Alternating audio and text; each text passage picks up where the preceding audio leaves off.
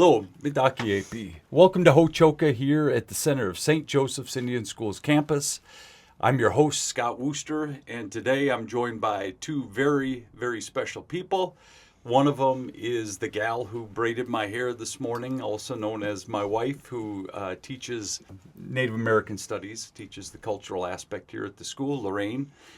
And the other is an 8th grade student of ours, Romeo, and he's a pretty special kid, and it's good to have him here. So I'm glad you're here with us, Romeo. Thank you. Mm-hmm.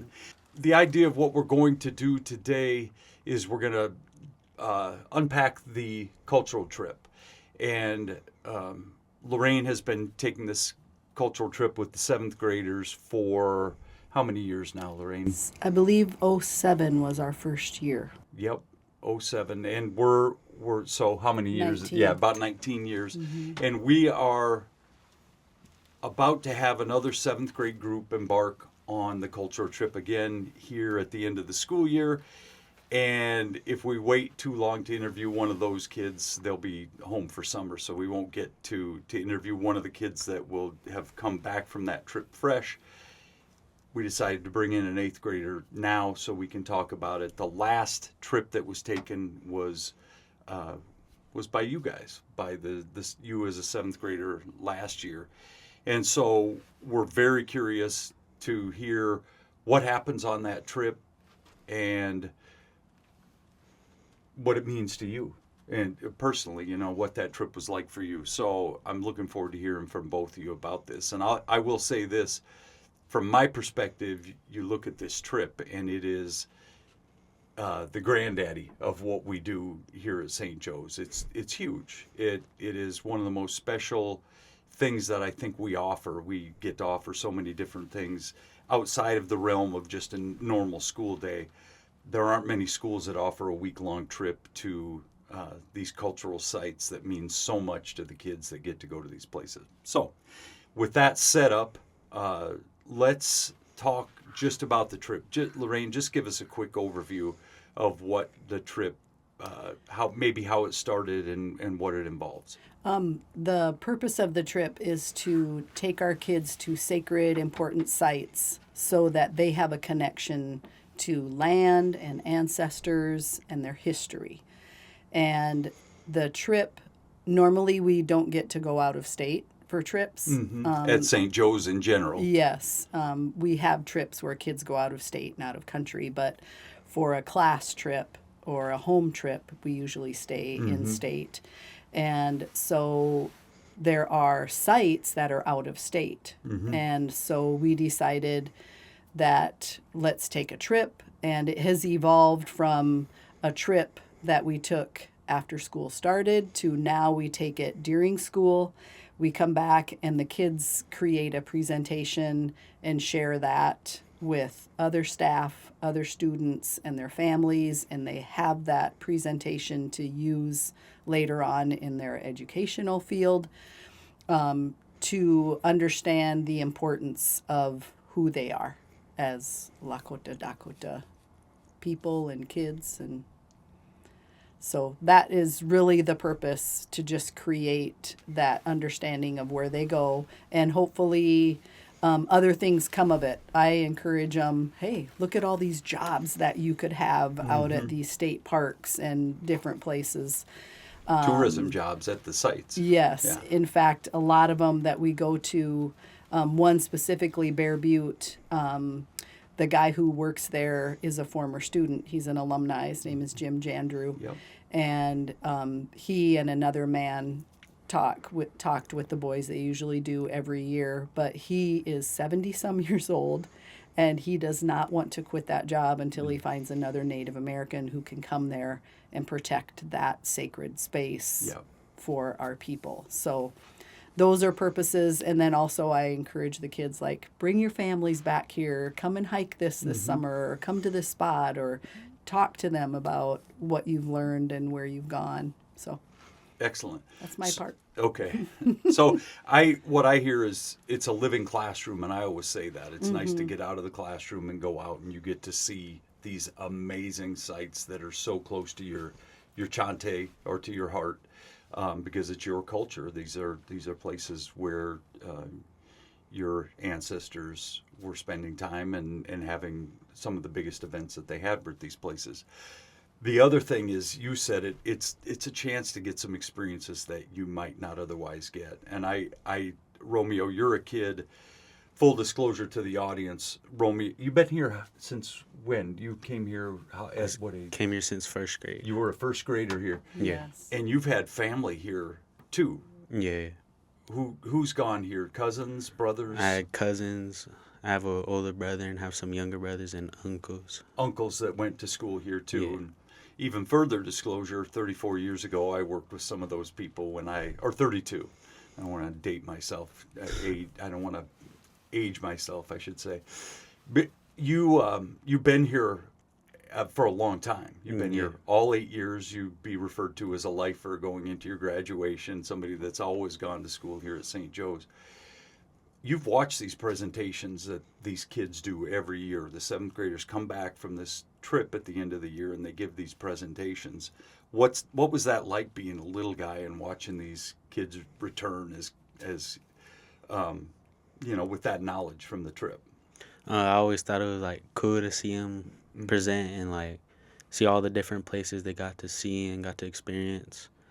And it made me excited so I could look forward to going on that trip. Yeah.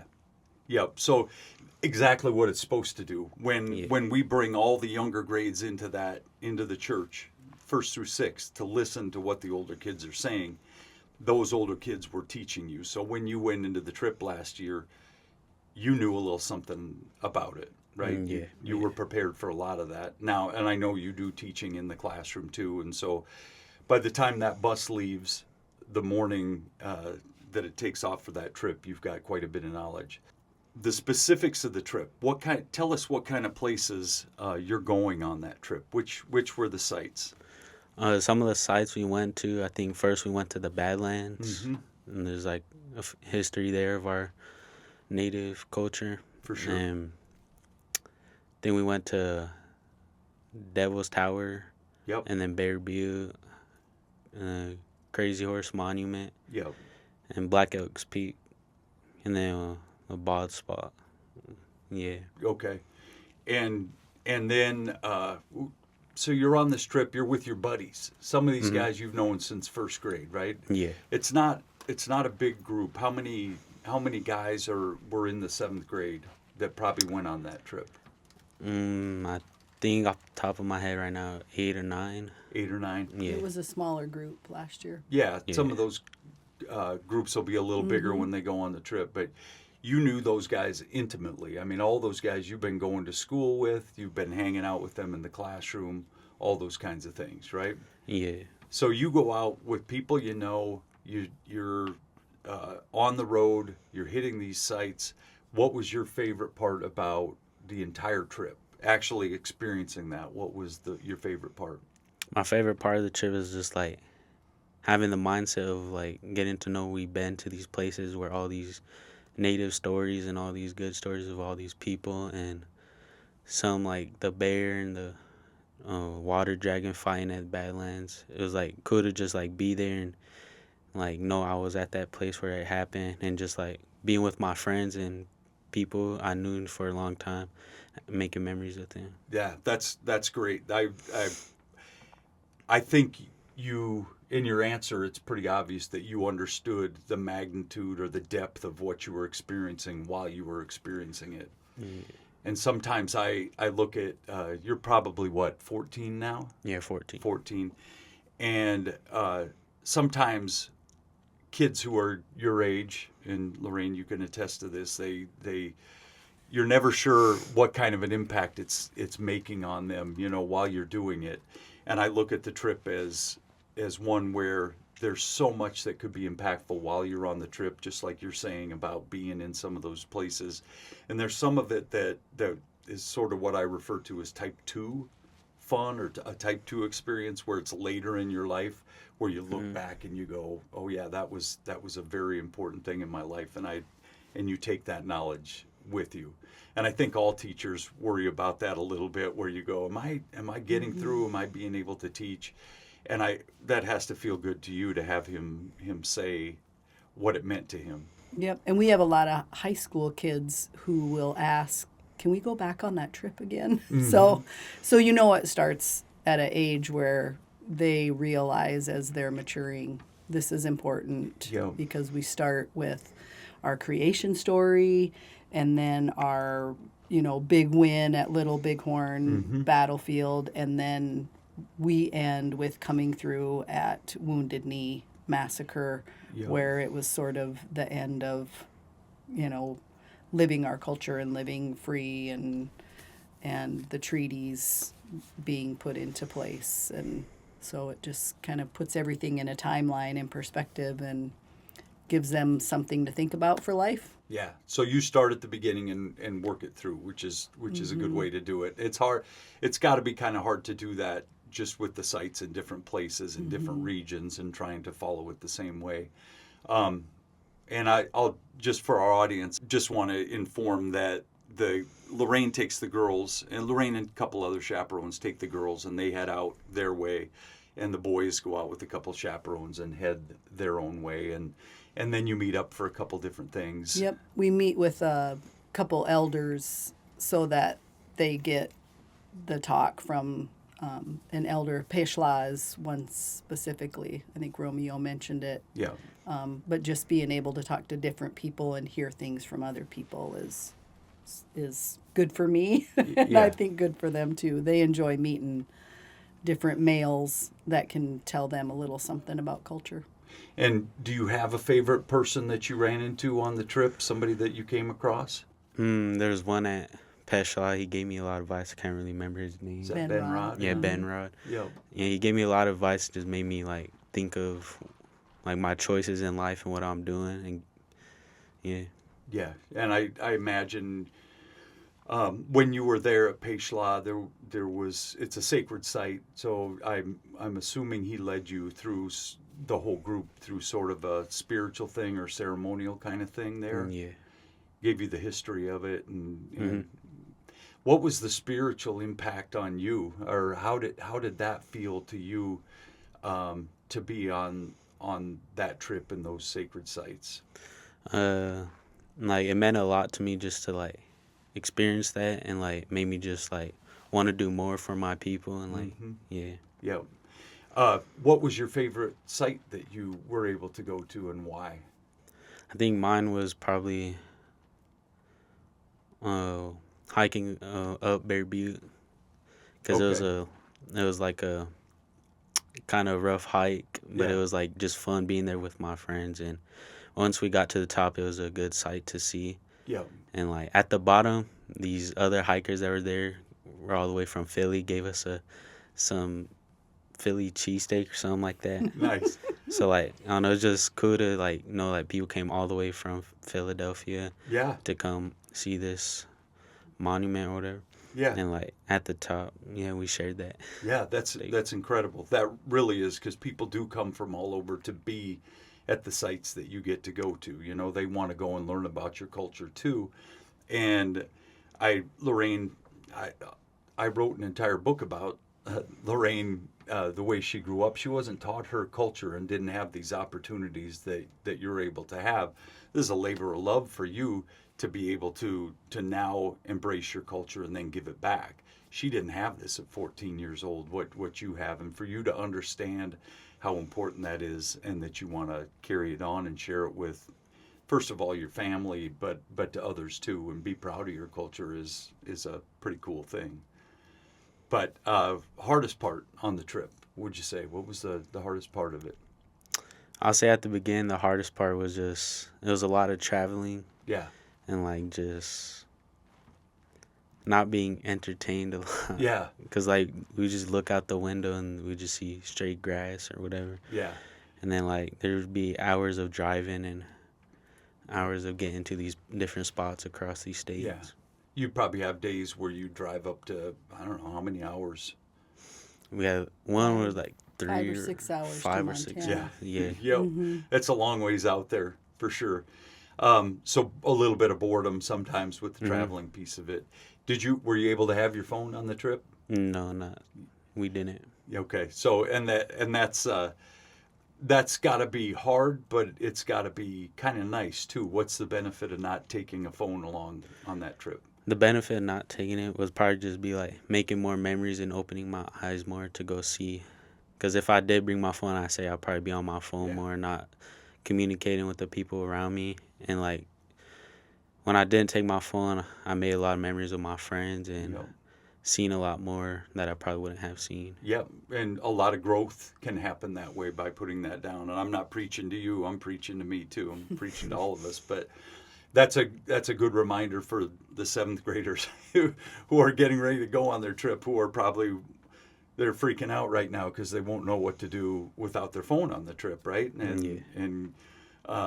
And so for them to know that it'll be all right and you grow on the trip, and there's a lot to learn by sometimes just looking out that window, which is pretty cool. Now you're also you're a world traveler, okay? My understanding is you've said recently not only were you tired of traveling in a car sometimes, but you're kind of getting tired of air travel, is what what you told my buddy Rob.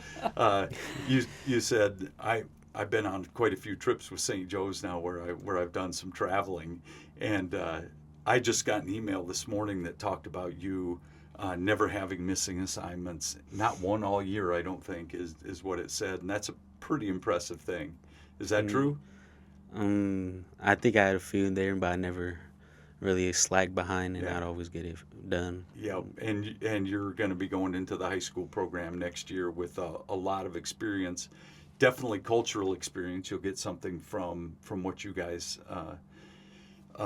have done on your trip last year, but also just tons of experience that you've been able to be a part of. You were in Notre Dame last week for was a youth leadership conference or something? Yeah, just visiting the Notre Dame. And then I've been on a few other ones. I went to Lancaster, Pennsylvania Oh, in the fall, yeah. in the fall, and last year around March we went to DC, Washington DC. Yeah. Okay. So you've been here and there.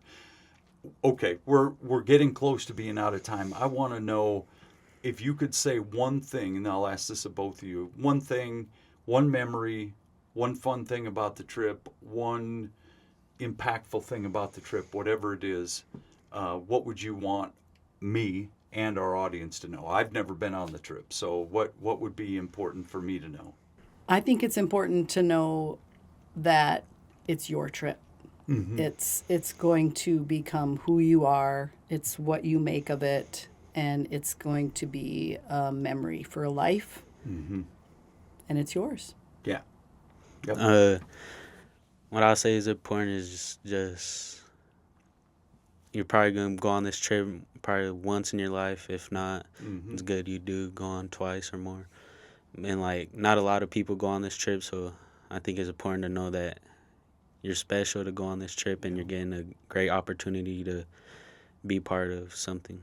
That's a perfect answer, and I that's one thing I do see that from the outside. What a opportunity is for you guys to be able to go on that, and I think it's one of the smartest things our school has ever done to make sure that you guys are going on that, whether you were here 20 years ago or you're here today.